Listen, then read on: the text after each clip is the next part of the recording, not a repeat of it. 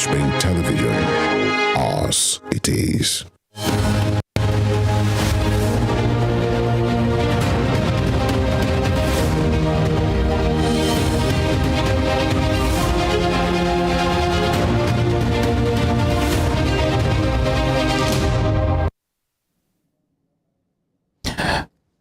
Lagos State Government arraigns Chrisland School and some staff members over death of 12-year-old student Whitney Adeniran.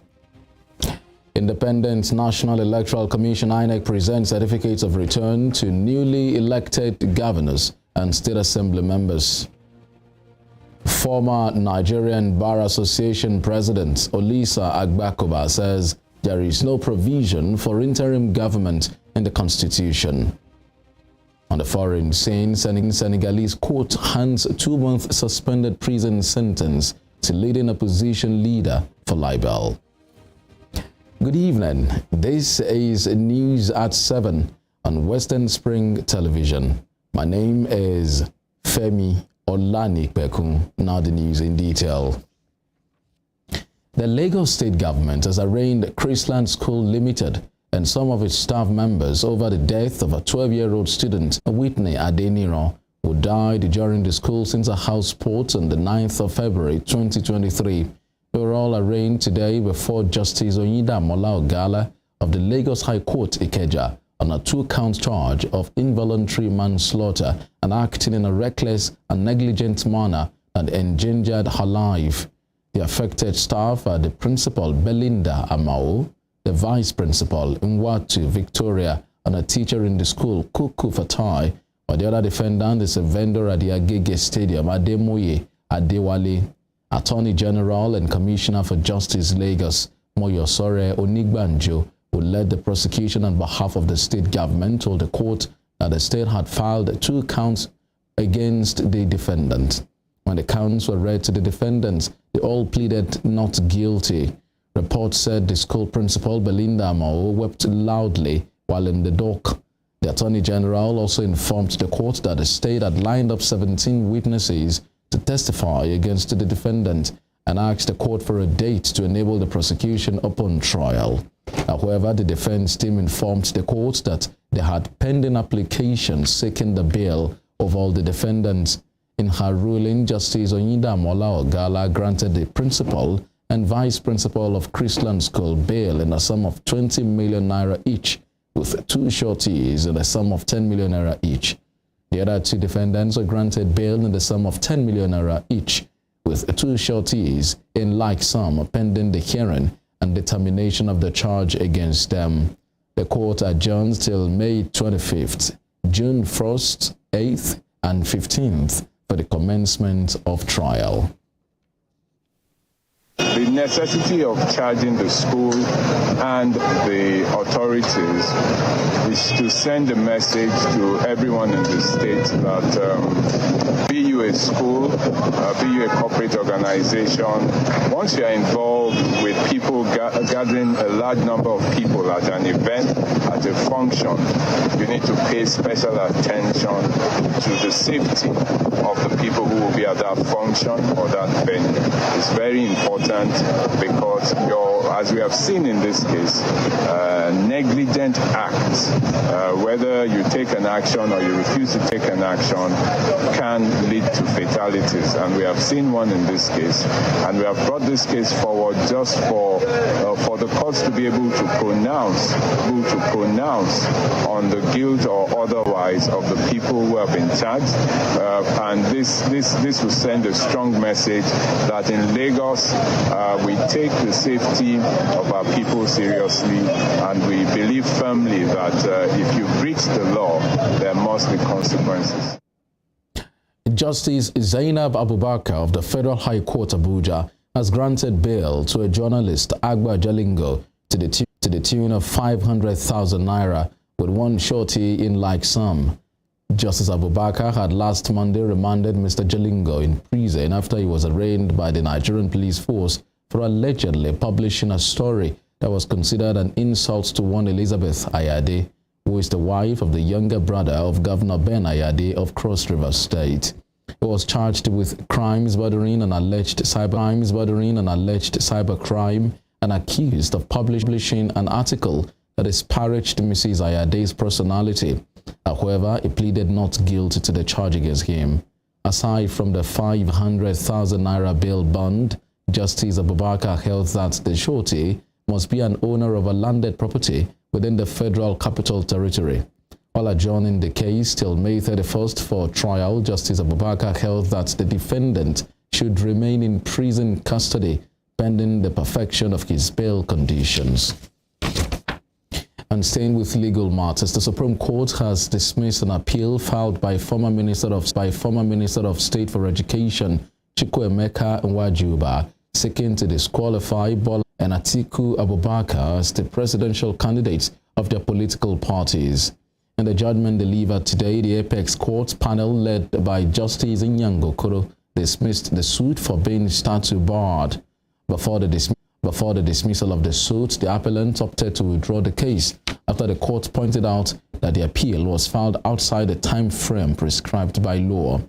Mr. Nwajuba and a non-governmental organization, the Rights for All International, had asked the Federal High Court in Abuja to void the processes that produced Senator Tinubu and Mr. Abubakar as candidates of the All Progressives Congress APC and the People's Democratic Party PDP.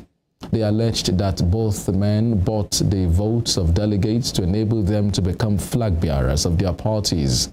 Justice Enyang Ekwo of the Federal High Court dismissed the suit, saying the court lacks jurisdiction to hear the suit on the grounds that the plaintiffs do not have the local standing to file the suit. In the meantime, the Code of Conduct Bureau has invited spokesperson of the All Progressives Congress APC Presidential Campaign Council, Festus Keyamo, over a petition he filed requesting a probe of presidential candidate of the People's Democratic Party PDP, Atiku Abubakar. Mr. Keyamo had accused Mr. Abubakar of diverting public funds through special purpose vehicles while he was Nigeria's vice president. The Minister of State for Labor and Employment had given the CCB a 72-hour ultimatum to arrest, invite, and interrogate, as well as prosecute Mr. Abubakar for the alleged offenses. Mr. Keyamo has also instituted a suit against the former vice president before an Abuja Federal High Court. In a suit, he is seeking to compel law enforcement agencies to prosecute Mr. Abubakar over the same offenses. Elsewhere, Lagos State Governor Babajide Sanwo-Olu and his deputy Obafemi Hamzat have been issued certificates of return by the Independent National Electoral Commission (INEC). This was after their victory at the March 18th governorship election in the state. The governor and his deputy were accompanied by their wives to INEC's office in the state to receive the certificate of return to see them in office for another 4 years. Addressing the audience, Governor Sanwo-Olu reiterated his call for calm and peaceful coexistence in the state, just as he warned against religious and ethnic intolerance. Similarly, the Independent National Electoral Commission (INEC) in Ogun State today presented certificates of return to Governor Dapo Abiodun and his deputy Noimot Salako Oyedele, who emerged winners of the governorship election held on March 18th. Also, 25 newly elected House of Assembly members collected their certificates of return at the event held at the INEC headquarters in Abeokuta. INEC National Commissioner for Ogun, Osun and Ondo States, Professor Adekunle Ajayi, presented a certificate of return to Governor Abiodun and his deputy. Speaking during the presentation, Mr. Ajayi lauded the peaceful conduct of the poll in the state. He said the use of new technology such as BVAS and IREV for the first time enhanced the credibility of the electoral process. However, said the commission had taken note of the invaluable lessons from the elections, which he said will definitely come in handy to improve on subsequent polls. Governor Abiodun, in his remarks, said his victory was an opportunity to continue to take dividends of democracy to the nooks and crannies of the state. And here in Osun State, the Independent National Electoral Commission (INEC) has presented certificates of return to newly elected members of the State House of Assembly. At the event today, INEC Resident Electoral Commissioner Dr. Mutiu Agboke appealed to political parties to improve in the area of voter education. Olayinka Ali was there and completes the story.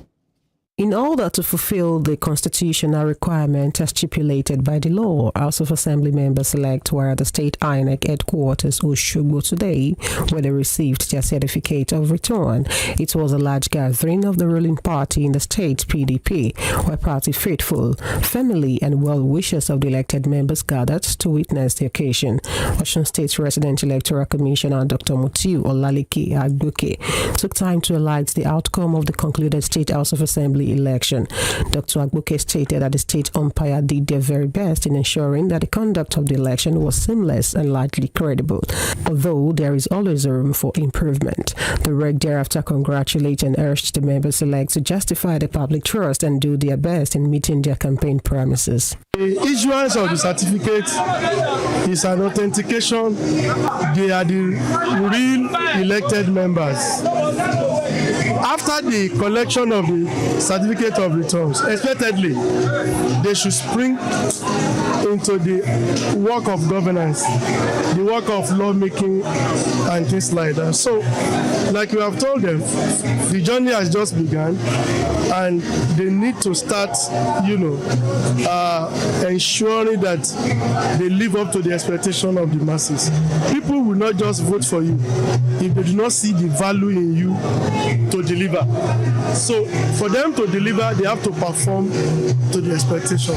The PDP state caretaker chairman, Dr. Akindele Adekunle, has described the election as a landmark victory. He stated that the party has carefully selected highly intelligent and resourceful persons to represent them at the House of Assembly, who will bring their experience in various fields to complement the governor of the state. It's going to be a very robust and a compact assembly. Of course, you know that the legislature is the bedrock of democracy, and the party has carefully selected highly intelligent and resourceful person to represent it at the assembly. They are going to bring in their experience in various their field.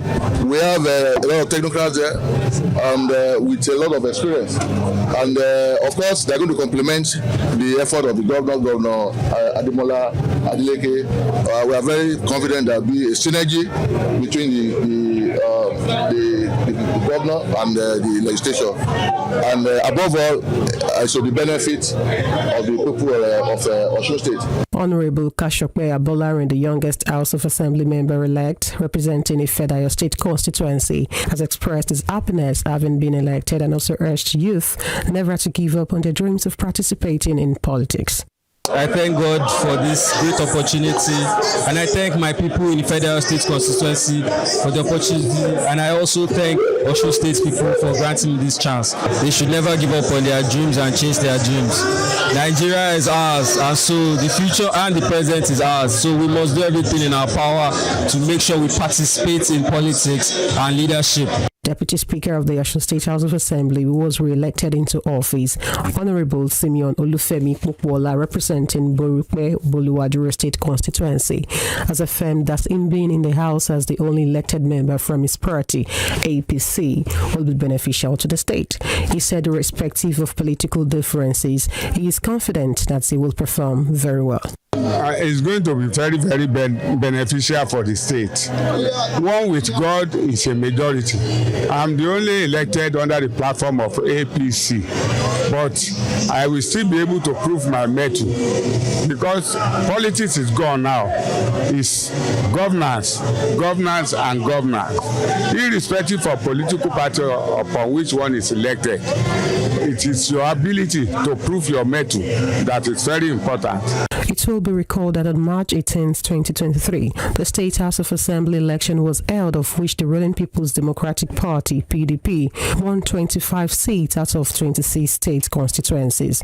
Highlight of the occasion was the presentation of certificates of return to the 26 members-elect. Olayinka Ali, Western Spring Television News. The National Working Committee of the People's Democratic Party, PDP, today reversed the suspensions of some of its chieftains. The members whose suspension was lifted include former Ekiti State Governor Ayodele Fayose, former Secretary to the Government of the Federation Ayim Pius Ayim, Professor Dennis Itiavia, and Dr. Aslam Aliyu and Ibrahim Shima. This is according to a statement by the PDP National Publicity Secretary, Debo Ologunagba. He said the decision was taken at its NWC meeting where members extensively discussed recent developments in the party. In other news, the federal government today blamed powerful interests for the massive deforestation in states where lumberjacks fell trees for the commercial production of charcoal. It said the activities of these interests were against the federal government's target to plant 25 million trees by 2030 under the afforestation policy of the Buhari administration. Minister of Environment Mohammed Abdullahi disclosed these to State House correspondents during the 69th session of the ministerial media briefing organized by the Presidential Communications Team at the Aso Rock Villa, Abuja. He revealed that efforts to contain the menace and save the environment had suffered resistance from states who argued that the trees were not under the purview of the federal government. He explained that although the federal government would not wield control over state government lands, it was, however, discussing with states to work out a modality such as the one being implemented by the Kaduna state government, which has devoted some hectares of land to plant trees. You are watching News at 7 on Western Spring Television. Still to come, former Nigerian Bar Association President Olisa Agbakuba says there is no provision for interim government in the Constitution. We'll bring you more on these when we return.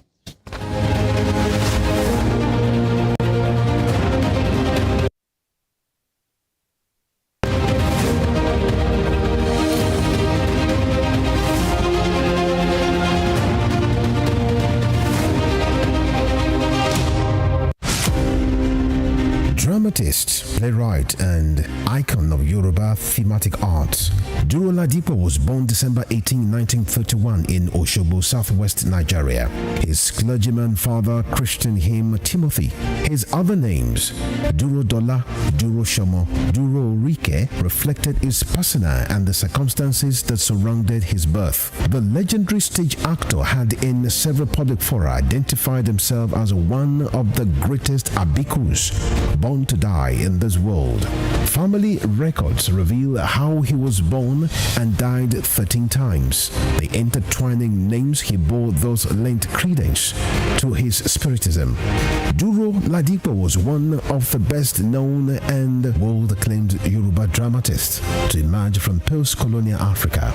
His notable works, Obakoso, Obawaja, and Moremi, took him beyond Africa to several parts of the world. By the time Duro Ladipo died on 11 March 1978, Nigeria's first cultural ambassador had acquired a towering image as an artist whose works adorned the frontage of Trenchard Hall, University of Ibadan.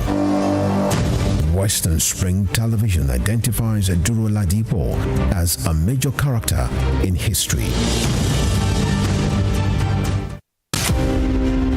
Fumilayo Ransom Kuti was an educationist and advocate of women's rights. She was recognized for her vitriolic comments against colonial policy of taxation as it affected the Nigerian women. Bere, as fondly addressed by her women followers, Fumilayo championed the initiation of universal adult suffrage, which gave an unprecedented leeway for women to contest elective offices and power to exercise voting rights. Married to a foremost educationist and teacher, Oladotun Ransom Kuti, the first president of Nigeria Union of Teachers, Fumilayo Ransom Kuti was the mother of children who inherited her spirit of activism. Olufela and Be Ololari, the former, a renowned musical legend. She was the first female student of Abeokuta Grammar School and the first female to own and drive a car in Nigeria. The award received recipient of Member of Order of Nigeria MON and Lenin Peace Prize, was born on 25th October 1900 and was killed on the 13th April 1978 by rampaging road soldiers in Lagos. Western Spring Television identifies Fumilayo Ransom Kuti as a watershed character in history. Hilas Olayinka Herbert Macaulay, politician, was the first Nigerian to qualify as a civil engineer, surveyor and architect. Born on November 14, 1864, Herbert Macaulay was the founder of Nigeria's National Democratic Party, the first political party in pre-independent Nigeria.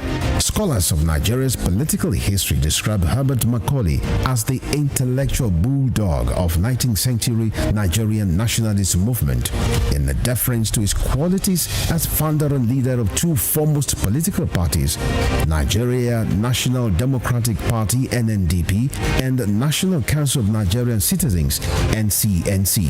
His matchless versatility in party organization and control kept the British colonialists on their toes in the entire span of his active life. After his death on 7th May 1946, Herbert Macaulay remains a hero of his country, recognized his anti-colonial struggles. Today, Nigeria's 10 naira coin bears his oval face and trademark mustache. Western Spring Television identifies Herbert Macaulay as a major character in history.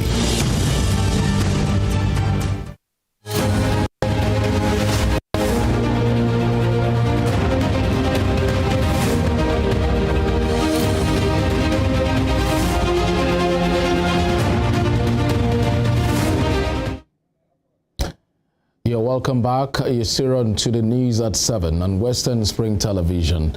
A reminder of our headlines. Lagos State Government arraigns Chrisland School and some staff members over the death of 12-year-old student Whitney Adeniro. Independent National Electoral Commission INEC presents certificates of return to newly elected governors and state assembly members. Former Nigerian Bar Association President Olisa Agbakoba says there is no provision for interim government in the constitution. And on the foreign scene, Senegalese court hands 2-month suspended prison sentence to leading opposition leader for libel. There was palpable tension in Oshogbo, the Osun State capital, today as a truck conveying inmates to the State High Court hit a commercial minibus, injuring 2 persons. The incident immediately sparked a violent protest as commercial motorcyclists and some angry youths blocked the popular Olaya junction. Eyewitnesses said the correctional truck driver refused to obey a traffic light that had signaled him to stop, and in the process hit a minibus, leaving the driver and one of the passengers injured. However, the police drafted to the scene later dispersed the protesters with tear gas. We are here when the collision between the Korope and the prison Faku. The Korope stopped there. When this passed the Korope, the Faku of the prison is just coming. The Korope was supposed to stop, but didn't stop. He hit that motor. That was caused confusion for this place. Didn't wait. Immediately he hit that motor. He just left. So after that, there was a control, maybe a control of the prison. He just come here to pack those people. The prison motor hit. Nobody yet died because they brought them to Latek. They didn't know what is happening. Osun State Government, in conjunction with Excellence Community Education Welfare Scheme, ECWAS, today launched the Osun State HIV treatment surge as part of efforts to keep the HIV epidemic in check. With the theme Surging with Fidelity to achieve equitable and sustainable HIV epidemic control, different stakeholders at the event spoke on the need to make HIV treatment accessible in communities. Toby Sanusi has the rest of the story. Over over 29,000 people are living with HIV in Osun State, out of which about 54% are on treatment, while about 46% are not on treatment. The need to improve this trajectory formed the basis of discussion today at the launching of Osun State HIV Treatment Surge, an event that hosted the Osun State Governor Ademola Adeleke, represented by his deputy Kola Adewusi, the U.S. Consul General Will Stevens, Country Director of U.S. Centers for Disease Control and Prevention Mary Boyd, and stakeholders in the health sector. Speaking at the event, which was in conjunction with Excellence Community Education Welfare Scheme, ECUS, the country director, where the people are that we haven't yet reached. Okay? And so we want to partner with the communities to unlock the creativity that exists within the community, the familiarity and trust to be able to find people who need us. The key thing that I think I'm noting is that the relationship, the partnership between the U.S. government and the state of Osun is strong. And that is very rare. And with that, I have every confidence that the resilience, the energy, the commitment is all there to be able to make this ART surge a success. Similarly, the U.S. Consul General Will Stevens maintained that combined efforts from community and government is needed to beat HIV and AIDS epidemic, adding that it is no death sentence. This submission was also backed up by the project director of ECUS, Okezie Onyedinachi, who revealed that the goal is to reach people deficient in treatments in Osun State by 2025. Because I think the one thing I've learned today, and we all hopefully have paid attention to, is to beat HIV/AIDS, we need a community. We need all of us. And we need partnership. We need government. We need health. We need the police. We need civil society. We need implementing partners. We need Nigeria and America to work together. And it's going to take that combined effort to reach our most vulnerable citizens. Right? Those people who have been cast aside. Those people who are often ignored and downtrodden, and work together to find them, make them feel safe, and make them feel like they can come and get tested and get on treatment. So Osun State is a focus state here because of the fact that we know in 2018 there was a survey that was done in Nigeria which called another AIDS indicator survey, NICE survey 2018. It was established that we have about 26,000 people living with HIV, 29,000 people living with HIV in Osun State. Of that 29,000 people, as of last year, we've only been able to put 16,000 on treatment. However, we need to reach 29,000 people before the end of 2025. So the time is too short, and we need to do something different if we have to achieve that. And that is why we are coming with what we call surge, creating that urgency to actually to find these people and put them on treatment. We know that they are there, and for us to do that, we have to do something differently. And that's entering into the community, making sure we're providing open opportunity for people to know their HIV status across Osun State. Meanwhile, the state governor who was championed the move says the government is committed to ensuring that Osun is HIV-free.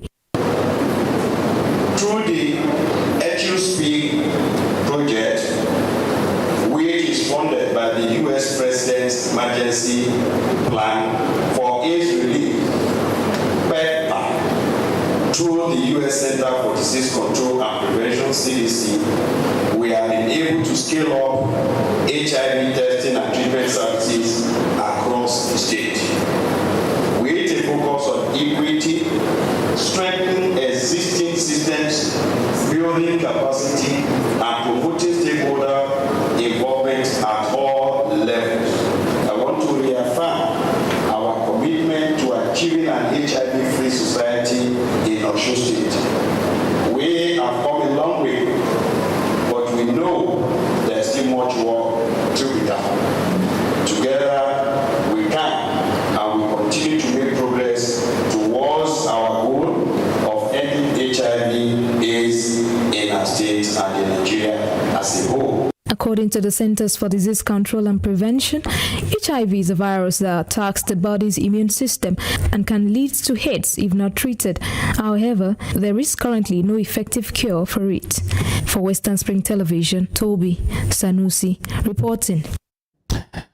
Former president of the Nigerian Bar Association, Olisa Agbakoba, says there is no provision for an interim government in the country's constitution.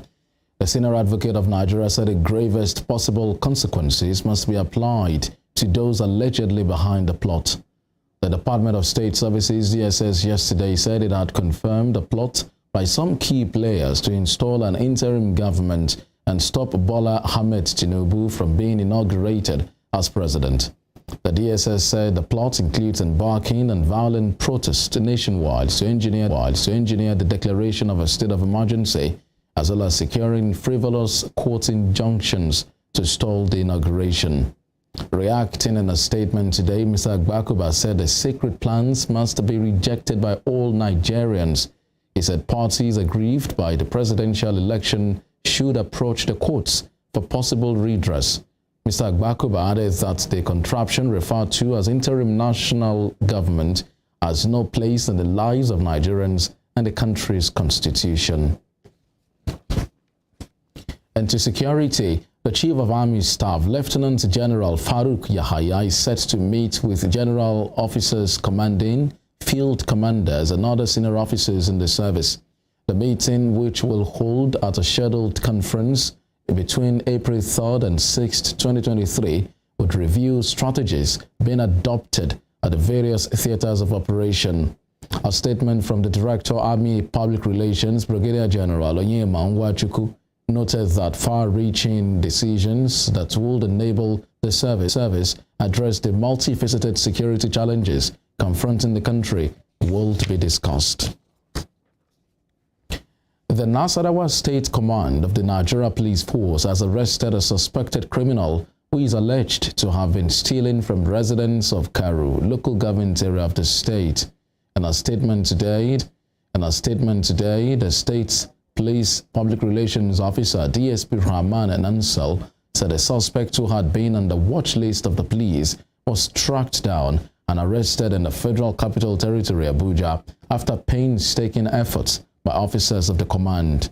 He said items including 2 cars, television sets, laptops, 2 iPads, and a smartphone were recovered as exhibit. DSP Nansel said the Commissioner of Police, Meyaki Baba, had ordered that the suspect should be charged to court upon the conclusion of investigation. On the foreign scene, a court in Senegal has handed a 2-month suspended prison sentence to leading opposition leader Ousmane Sonko for libel. The court in the capital Dakar found him guilty of defaming tourism minister Mami Mbaye Niang, a member of President Macky Sall's party. Mr. Sonko's lawyers, Bambasise and Sheikh Korayese Ba, told journalists that the sentence meant that the opposition leader would be eligible to run in presidential elections next year. Mr. Sonko faced libel charges brought against him by Mbaye Niang after accusing him of stealing 29 billion CFA francs from a government agency. He, however, denied wrongdoing and had previously said the charges against him were a tactic to eliminate him from the presidential race. And fresh demonstrations organized today against Kenya's President William Ruto were again marred by violence as stone-throwing protesters clashed with police. The previous protest, called by opposition leader Raila Odinga against high living cost and alleged fraud in last year's election, have been marred with violence, with at least 3 people losing their lives. This report examines the demonstration since the opposition leader called for it. Kenyan opposition leader Raila Odinga says protests against President William Ruto's government over the high cost of living would go ahead as scheduled despite a police ban. Local media outlets have shared pictures of water cannons and riot police stationed in opposition strongholds across the city. Roadblocks have also been mounted on roads leading to State House, the president's official residence. Protesters in the western towns of Kisumu, Homa Bay, and Migori have already blocked roads with bonfires and rocks, according to media reports. Kenya's police chief on Sunday announced a ban on the protests called by Odinga, saying such acts remained illegal. The Inspector General of Police said to reporters at a media briefing that the police had been restraining themselves and cannot continue that way. He said they were ready as the police force to maintain peace. We have been restraining ourselves. We cannot do that anymore. We must come out as a police service to ensure law and order is maintained. As a law-abiding citizen of this country, I have a job to do, and I will discharge that mandate without fear or favor. Wherever you are, I will deal with you. Deputy President Rigathi Gachagua arrived at his office at dawn and has urged Kenyans to report to work. In a recent address, the Deputy President said the government would not dialogue with a person leading protests in the destruction of properties of other Kenyans for selfish gains.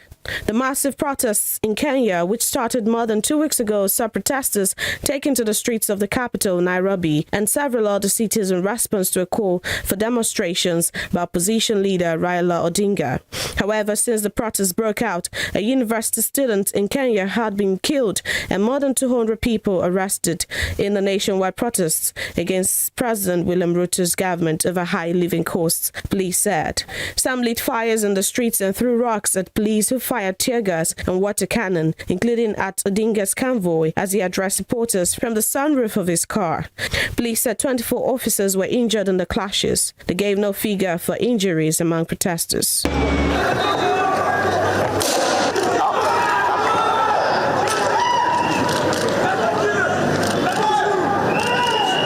The protest is the first major outbreak of political violence in the East African nation since Ruto assumed office 6 months ago. Ruto handed Odinga his 5th loss in a row, although Odinga claims the election was stolen. He, however, challenged the result last year before the Supreme Court, which upheld Ruto's victory.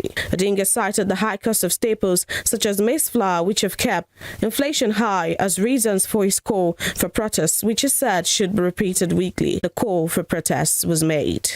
Ruto's hands are all over this violence. When Azimio La Umoja called for protests in line with Article 37 of our Constitution, we never envisaged that in desperation the state would respond by hiring goons and mercenaries to rain terror on peaceful and innocent Kenyans.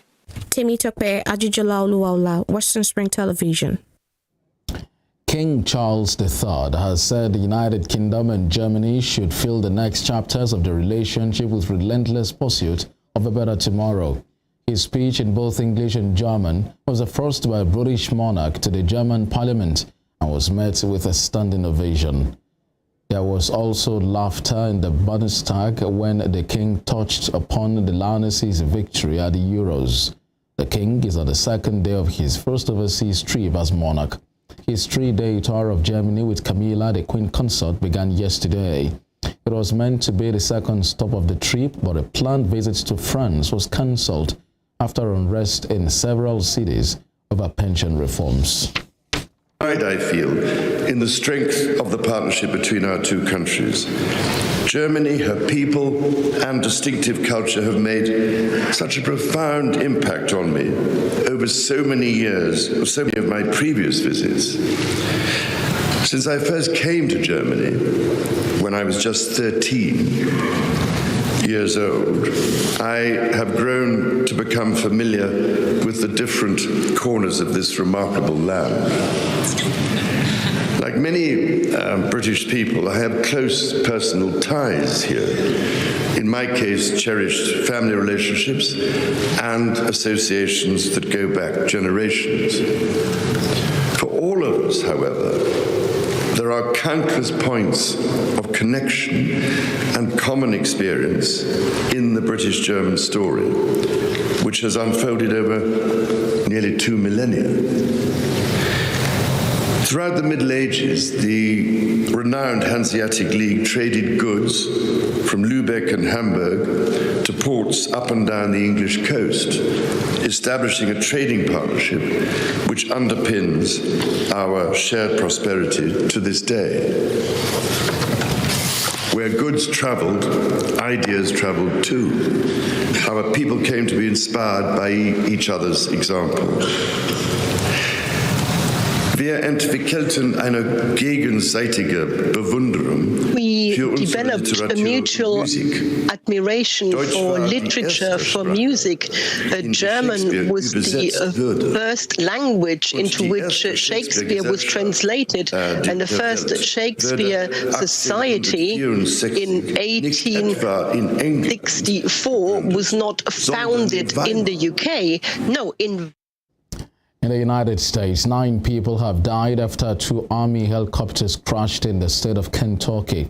The incident involved the 101st Airborne Division and happened during a training mission near a military. Officials confirmed 9 service members died in the incident, saying it was a truly tragic loss. It is unclear what caused the crash, and an investigation into what happened is underway.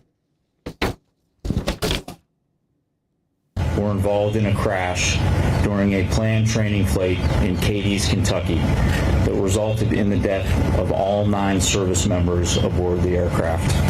We are currently in the process of notifying their families. Until these notifications are complete, we are unable to provide specific details about our soldiers.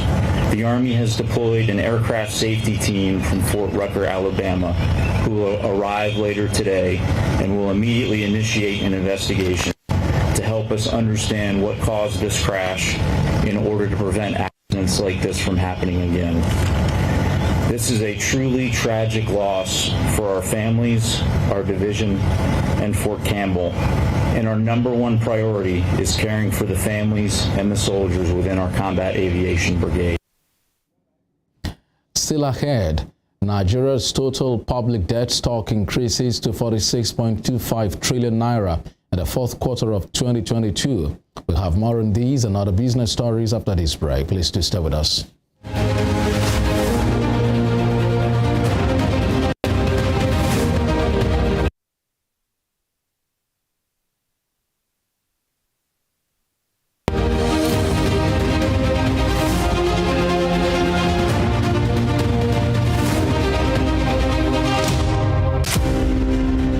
Born 16th September 1923, named Harry Lee Kwan and known as Lee Kuan Yew, he was often addressed by his initials of LKY. Lee Kuan Yew was a barrister and the first Prime Minister of Singapore between 1959 and 1990.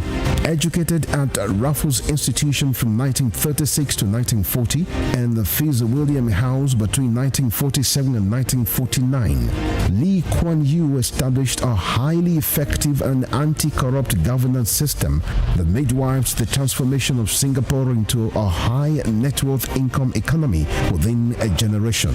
He never hid his exception to Western mode democratic ideal, which he believed had not assisted developing nations to attain good government.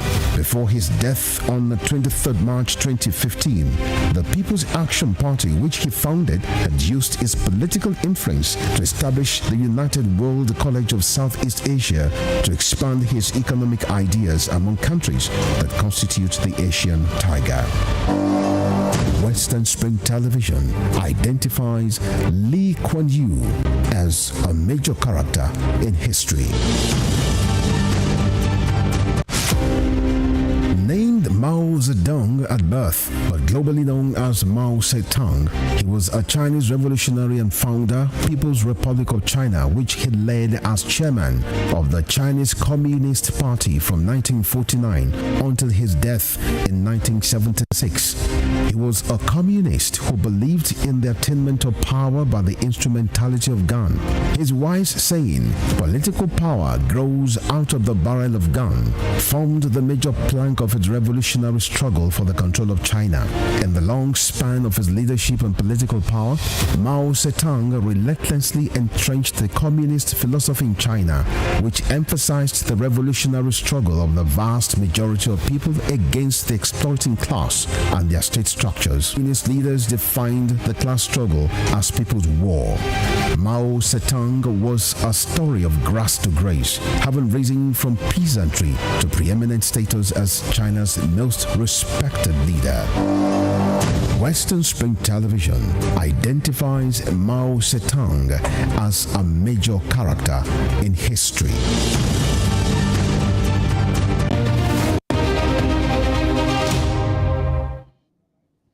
The Debt Management Office today revealed that Nigeria's total public debt stock increased to 46.25 trillion naira in the fourth quarter of 2022. It said that the new figure consists of domestic and external total debt stock of the federal government and the 36 state governments and the Federal Capital Territory. The latest figure was disclosed in a statement by the Debt Management Office today. According to the DMO, the comparative figure of public debts as of December 31st, 2021 was 39.56 trillion naira. This means that the country's debt increased by 6.69 trillion naira within 1 year. Stating reasons for the increase, the DMO said new borrowings by the federal government and subnational governments primarily to fund the budget deficit and execute projects, and the issuance of promissory notes to settle some liabilities contributed to the growth in the debt stock. Elon Musk has surpassed former U.S. President Barack Obama as the most followed account on Twitter 5 months after a media platform. According to Social Blade, the founder of Tesla and SpaceX today had 133.08 million Twitter followers, about 40,000 ahead of Mr. Obama, who had 133.04 million. The Guinness World Records confirmed the achievement, saying in a post that out of the 450 million monthly active users on Twitter, roughly 30% now follow Mr. Musk, who is averaging 100,000 new followers per day. Since taking control, Mr. Musk has sharply cut the Twitter's payroll from 7,500 employees to fewer than 2,000 and has put his faith in drumming up paid subscribers to make the platform financially viable, but the results have been disappointing. 4 bankers who allowed a friend of Russian President Vladimir Putin to deposit huge sums in Swiss banks have been found guilty of lacking due diligence. The former executives at the Zurich branch of Russia's Gazprom Bank were given hefty fines for helping musician Sergei Rudogin, nicknamed Putin's wallet. Mr. Rudogin reportedly paid in around $30 million between 2014 and 2016. He gave no credible explanation of where the money had come from. Under Swiss law, banks are required to reject or close accounts if they have doubts about the account holder or the source of the money. Mr. Rudogin is godfather to President Putin's eldest daughter, Maria. The Russian leader has also awarded him the Order of Alexander Nevsky, an order of merit given out by the Russian Federation. 3 of the convicted bankers are Russian and 1 is Swiss. The men, who cannot be identified under Swiss reporting restrictions, said they would appeal against the Swiss court's decision.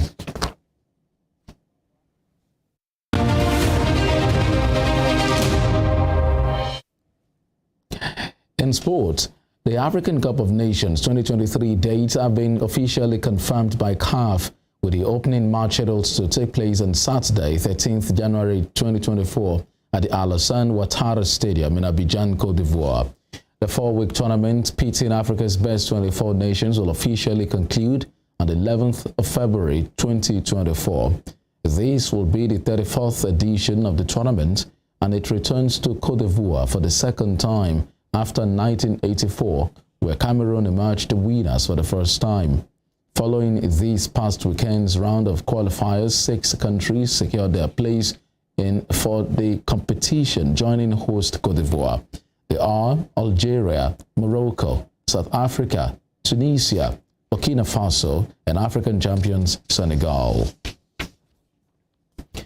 Everton manager Shane Dyche says it will not be distracted by the investigation into the club over alleged financial irregularities.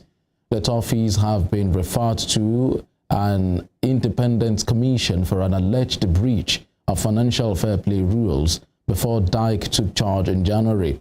Dyche, who replaced Frank Lampard, says he is more focused on the pitch. Everton will face Tottenham on Monday are 15th in the Premier League, 2 points above the relegation zone. I think it covers that in the statement, from what they said. And the rest of it is down to the powers that be, to do anything they need to do. So the club have just assured me that the statement is correct. And then, as I said, the rest of it will go down to the powers that be to do what they have to do. I think at the minute we're really focusing on what's going on now. Of course, there's background views of the future, but, working with the squad now, working, to get more points, quite obviously, and to make sure we get what we all want, which is to be in the Premier League. I think that was not relevant to any statements that are coming out. I think there's been a long-term thing. It's certainly from a distance. I don't think it was under the radar. I think it was apparent that the fans weren't happy about different things at the club. Since I've been here, I must say they've been terrific with us and the team. And that's all I could ask for when I got here. Because it's before my time. All the noise from fans about different reasons and different, how they felt that they wanted to put across their reasons. But I could only ask for them to back the team, and they have. They've been magnificent in doing so, and the team responded with that. So vice versa, we want that connection, we want to align with the fans, and it starts with on the pitch, and that's what we're trying to do. And that's all on the news at 7. But before we go, here's a recap of our major stories. The Lagos State government has arraigned Chrisland School Limited and some of its staff members over the death of a 12-year-old student, Whitney Adeniro, who died during the school's inter-house sport on the 9th of February 2023. The Independent National Electoral Commission (INEC) has presented certificates of return to newly elected governors and State House of Assembly members. Former president of the Nigerian Bar Association, Olisa Agbakoba, says there is no provision for an interim government in the country's constitution. And on the foreign scene, a court in Senegal has handed a 2-month suspended prison sentence to leading opposition leader Ousmane Sonko for libel. Please do follow us on all of our social media handles on Facebook, Instagram, and Twitter at Western Spring Television. You can also watch us live on our YouTube channel at Western Spring Television. My name is Femi Olanipekun. Thank you so much for watching. Good evening.